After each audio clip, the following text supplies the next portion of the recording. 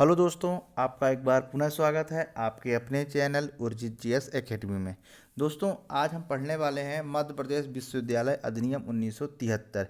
जी हाँ दोस्तों, सहायक कुल सचिव परीक्षा 2022 के तहत जो पेपर 2 है उसकी यूनिट 3 और 5th, मैंने पहले भी बताया था कि यूनिट 3 और 5th को जो है साथ में ही पढ़ा जाना चाहिए, क्योंकि उसके सारे कंटेंट्स जो है 1973 से, यानी मध्य प्रदेश विश्वविद्यालय अधिनियम 1973 से ही संबंधित है। और दोस्तों, इस दोनों यूनिट से मैक्सिमम प्रश्न पूछे जाने की संभावना है। वो इसलिए क्योंकि जो ये वैकेंसी है बेसिकली ये विश्वविद्यालय से संबंधित है, और इसमें जो है इन दोनों यूनिटों में विश्वविद्यालय संबंधित जो है सारे प्रावधान हैं। इसलिए जो है इसका जो है इन दोनों यूनिट का विशेष महत्व है। इसके अलावा दोस्तों, मैंने पहले बताया था कि बहुत सारे जैसे यूनिट 9 हो गई या यूनिट फर्स्ट हो गई, इन सभी के वीडियो जो है मैक्सिमम वीडियो जो है अपलोड हो चुके हैं। तकरीबन 25 वीडियो जो है सहायक कुल सचिव से रिलेटेड जो एग्ज़ाम है उससे संबंधित जो है 25 वीडियो लगभग जो है अपलोड यूजी जीएस अकेडमी में जो है अपलोड हो चुके हैं। ठीक है, तो दोस्तों आज जो हम देखेंगे 1973 अधिनियम में कौन कौन सी प्रावधान है जिसको एक लाइन में जो है मैं लेके आया हूँ। ये इम्पोर्टेंट एमसीक्यू है, इसके अलावा 1 से 2 एमसीक्यू और आएगी। इसके अलावा जो है दोस्तों फिर फुल लेंथ जो है जो एमसीक्यू होती है हर टॉपिक वाइज, वो भी जो है मैं आप लोगों के लिए लेकर आऊँगा। दोस्तों, इसके पहले जो है 40 महत्वपूर्ण प्रश्न जो है कुल सचिव सहायक कुल सचिव एग्जाम के लिए लेके आया था, जो कि वीडियो अपलोड है, आप उसमें देख सकते हैं। चलिए दोस्तों, हम देख लेते हैं। तो सबसे पहला जो प्रश्न है वो है मध्य प्रदेश विश्वविद्यालय अधिनियम जो है कब लागू हुआ। ये इम्पोर्टेंट है क्योंकि ये पता होना चाहिए कि आखिर लागू कब हुआ। तो दोस्तों, ये बेसिकली जो है पहला है, ये लागू हुआ था 23 जुलाई 1973 को। पूरा पूरा आपको पता होना चाहिए, 1973 काफ़ी नहीं है, 23 जुलाई 1973 को, क्योंकि ऑप्शन में 23, 24, 25 और 26 होगा। तो हमें अगर एग्जैक्ट डेट पता होगी तो वहाँ पर जो है एग्ज़ाम जो हॉल होगा वहाँ पे करने में आसानी होगी। यानी मध्य प्रदेश विश्वविद्यालय अधिनियम 1973 जो है 23 जुलाई 1973 को जो है ये लागू किया गया था। ठीक है, अब यहाँ प्रश्न बनता है नेक्स्ट, भारत गणराज्य के किस वर्ष मध्य प्रदेश विश्वविद्यालय अधिनियम 1973 को अधिनियमित किया गया है। ठीक है, अब बहुत महत्वपूर्ण प्रश्न है, मुझे लगता है कि प्रश्न जरूर पूछा जाएगा और पूछा जाना चाहिए। तो भारत गणराज्य के किस वर्ष मध्य प्रदेश विश्वविद्यालय अधिनियम 1973 लागू किया, तो वो है 24वें वर्ष में। ठीक है, गणराज्य यानी जब हम गणतंत्र दिवस जो है जब से लागू हुआ उसके कब से, तो 24 वर्ष हो रहे हैं जब से ये गणराज्य लागू होने के ये अधिनियम को लागू किया गया, यानी 24वें वर्ष जो है मध्य प्रदेश विश्वविद्यालय अधिनियम 1973 जो है लागू किया गया। नेक्स्ट क्वेश्चन है, मध्य प्रदेश विश्वविद्यालय अधिनियम के तहत कुलाधिपति होता है। ठीक है, यानी इसके तहत कुलाधिपति कौन होता है, तो वो होता है राज्यपाल, यानी गवर्नर जो है मध्य प्रदेश का गवर्नर जो है कुलाधिपति होगा, कुलाधिपति। ठीक है, ना कि कुलपति, कुलाधिपति। ठीक है, ऐसे ही प्रश्न पूछे जाते हैं। अब आप इसको ऑब्जेक्टिव के फॉर्मेट में भी ले सकते हैं, इसको मैं एक लाइन में लेके आया हूँ जिससे कि जो है आपको आसानी से जो है चीज़ें समझ में आए, आपको याद रहे। तो ये 23 जुलाई 1973 को जो है लागू किया गया है, गणराज्य के 24वें वर्ष में लागू हुआ है, और कुलाधिपति कौन होते हैं, तो वो राज्यपाल जी होते हैं। ठीक है, नंबर 4 है, विश्वविद्यालय में कुलपति की नियुक्ति किसके द्वारा की जाती है। जो विश्वविद्यालय होता है कुलपति की नियुक्ति जो है राज्यपाल के द्वारा की जाती है। ठीक है, किसके द्वारा की जाती है, राज्यपाल के द्वारा। आपको हाल ही में जो है मैं एग्जांपल तो बताता हूँ, अभी लेटेस्ट है, जो भोपाल में बरकतुल्ला यूनिवर्सिटी है उनके जो कुलपति है हाल ही में राज्यपाल के द्वारा ही नियुक्त किए गए थे। 4-5 नाम मंगाए गए थे, उनमें से एक व्यक्ति को जो है नियुक्त किया गया है, तो राज्यपाल के द्वारा नियुक्त किया जाता है। दोस्तों, आप देखेंगे कि सितंबर माह का, अगर आप डेली न्यूज़पेपर पढ़ रहे हैं तो अगस्त और सितंबर में आप देखेंगे कि जो उच्च शिक्षा से संबंधित है बहुत सारे जो है हर बार पेपर में प्रतिदिन कुछ ना कुछ उससे संबंधित आ ही रहा है। ठीक है, तो ये हाल ही का जो है क्वेश्चन था और हाल ही का जो है ये कंटेंट था, इसलिए मैंने आपको बताया कि विश्वविद्यालय में जो कुलपति की नियुक्ति होती है राज्यपाल महोदय के द्वारा, यानी कुलाधिपति के द्वारा नियुक्त की जाती है। ध्यान देखिए, राज्यपाल और कुलाधिपति दोनों सेम है, अगर यहाँ पे आए तो कन्फ्यूज़न नहीं होना है। तो को नंबर क्वेश्चन 4 हो गया। अब नंबर 5 है, नंबर 5 है, कुलपति कितने वर्ष की अवधि के लिए अपना पद धारण करते हैं। तो 4 वर्ष के लिए जो है अपना पद धारण करते हैं, काफ़ी महत्वपूर्ण है। कुलपति जो होते हैं विश्वविद्यालय में वो अपना 4 वर्ष के लिए जो है पद धारण करते हैं। ठीक है, विश्वविद्यालय कुलपति का रिक्त होने के बाद कितने माह के अंदर जो है भरा जाना जरूरी है? तो दोस्तों ये भरा जाना जरूरी है कितने, 6 माह के अंदर जो है इस पद को भर लेना जरूरी है। ठीक है, टेम्परेरी रूप पे वो काम करते रहते हैं लेकिन 6 माह से ज़्यादा नहीं कर सकते हैं। ठीक है, नंबर 7 था ये, लेकिन अब 6 मिस होगा तो 6 देखते हैं। कुलपति कितनी बार अपने पद के लिए नियुक्ति के पात्र होगा? तो अधिकतम 2 बार। ठीक है, कुलपति को नियुक्ति राज्यपाल महोदय यानी कुलाधिपति करते हैं। उनका कार्यकाल 4 वर्ष का होता है। अधिकतम 2 बार जो है ये नियुक्त हो सकते हैं और कुलपति का पद खाली होने के 6 माह के अंदर भरा जाना आवश्यक है। ठीक है, मैंने एक बार फिर से पूरे रिपीट कर दिए, इंपॉर्टेंट है, प्रश्न पूछे जा सकते हैं। ठीक है, नेक्स्ट है कुलाधिपति के अनुपस्थिति में सभा के सम्मेलनों की अध्यक्षता कौन करता है? तो दोस्तों जो अगर कुलाधिपति नहीं होते हैं, अर्थात किसी विद्यालय में कोई सम्मेलन या कोई प्रोग्राम होता है, उसकी अध्यक्षता हमेशा कुलाधिपति करते हैं। बट अगर वो नहीं है तो कुलपति जो है उस कार्यक्रम सम्मेलन का जो है अध्यक्षता करेंगे।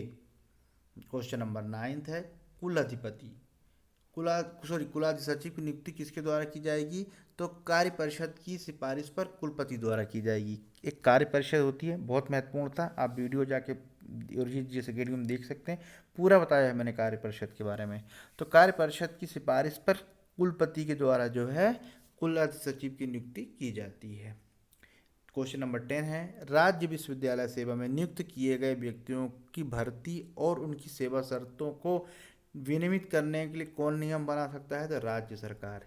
कहने का मतलब ये है कि जो राज्य के जो विश्वविद्यालय होते हैं उसमें जो सेवा नियुक्त किए गए व्यक्ति जो भर्ती होती है, रिक्रूटमेंट होता है, और जो उनकी सेवा शर्तें होती हैं, तो ये कौन निर्धारित करता है? इस संबंधी नियम कौन बनाता है? तो सेंटर बोलता हूँ, राज्य सरकार बनाती है। कौन बनाते हैं? स्टेट गवर्नमेंट बनाती है, ना कि वहाँ के कुलपति बनाते हैं। ठीक है, ध्यान रखिएगा, राज्य सरकार जो है भर्ती करती है और उनके नियम कानून बनाती है। सभा के गणपूर्ति के लिए कितने सदस्यों की जरूरत होती है? 3 सदस्य होते हैं। ठीक है, सभा के बारे में भी मैंने बताया है, आप जाके वीडियो देखेंगे तो आपको पता चलेगा उसके बारे में। ठीक है, तो जो गणपूर्ति है, जब सभा के सम्मेलन में बैठक होती है उसमें 3 लोग होना अनिवार्य है, यानी 3 लोग ही के अगर नहीं 3 से कम है तो सभा नहीं चालू होगी, लेकिन उसी गणपूर्ति के लिए 3 लोग सदस्य होना अनिवार्य है। कार्य परिषद की गणपूर्ति के लिए 7 सदस्य का होना अनिवार्य है। सभा के लिए 3 और कार्य परिषद के लिए 7 सदस्य होना चाहिए। ठीक है, विश्वविद्यालय संपत्ति की प्रतिभूति पर किसके अनुमोदन के बिना उधार नहीं ली जा सकती? राज्य सरकार की। यानी विश्वविद्यालय संपत्ति की प्रतिभूति पर किसके अनुमोदन के बिना उधार नहीं ली जा सकती?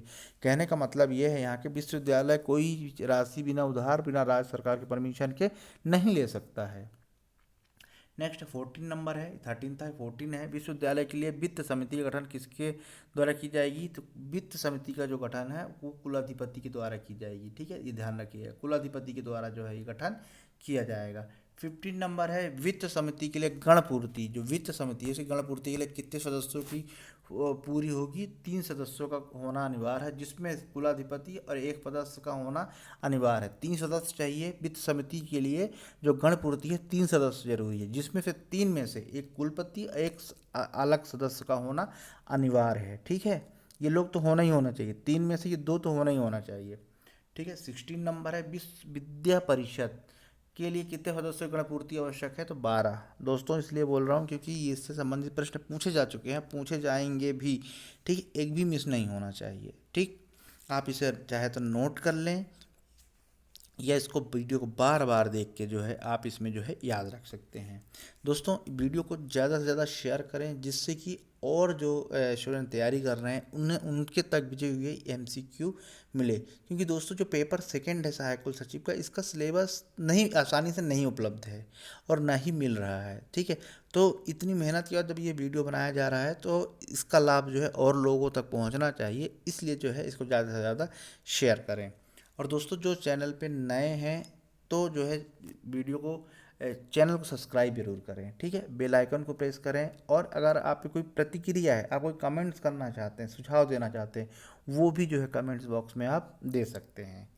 तो हम बात कर रहे थे कि विद्या परिषद के लिए, तो विद्या परिषद में सदस्यों की जो गणपूर्ति होती है वो 12 सदस्य होते हैं। गणपूर्ति क्या होती है, एक प्रकार कोरम होता है, यानी इतने लोग होंगे तो ही ये काम होगा, यानी ये मतलब ये बैठक चलेगी, सभा चलेगी, नहीं होगा तो नहीं चलेगी।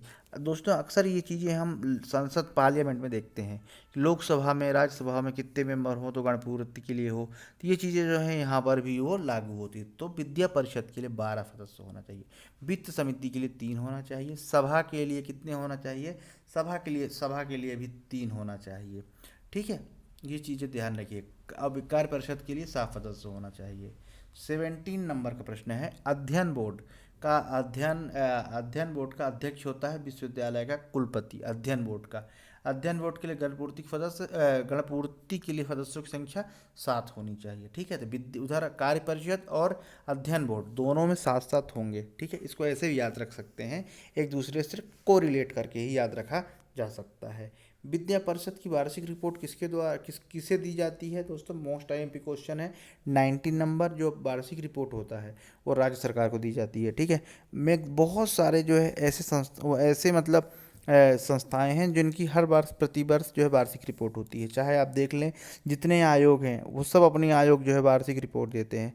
दोस्तों आप देखेंगे जितने आयोग हैं, चाहे महिला आयोग हो, मानवाधिकार आयोग हो, ST SC आयोग हो, इसके सारे वीडियो जो है आपको उर्जित GS अकेडमी में मिल जाएंगे और बहुत डिटेल में समझाया गया है, जिससे क्योंकि कोई प्रश्न जो है मिस होने का या छूटने का जो है मतलब कोई गुंजाइश नहीं है।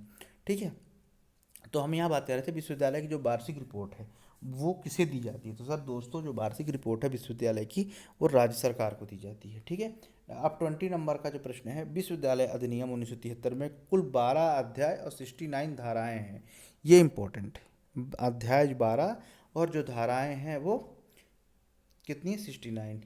मध्य प्रदेश विश्वविद्यालय जो अधिनियम 1973 है, ये तीसरे अध्याय में है, क्या है, विश्वविद्यालय अधिकारी है। पूछा जा सकता है तीसरे अध्याय में क्या है और फलानी धारा में क्या है, ये भी प्रश्न जो है पूछा जाता है। 22 जो क्वेश्चन है 22 वो है मध्य प्रदेश विश्वविद्यालय अधिनियम 1973 में 8वें अध्याय में क्या है, तो संपरीक्षा अर्थात वार्षिक रिपोर्ट है। ठीक है, ध्यान रखिएगा। इसके बाद 23 क्वेश्चन है, इनमें 11वें अध्याय में क्या है, तो विद्यार्थी विद्या परिषद है, विद्यार्थी परामर्शी समिति है। ठीक है, 24 है, धारा 11 किससे संबंधित है, विश्वविद्यालय के अधिकारी संबंधित है।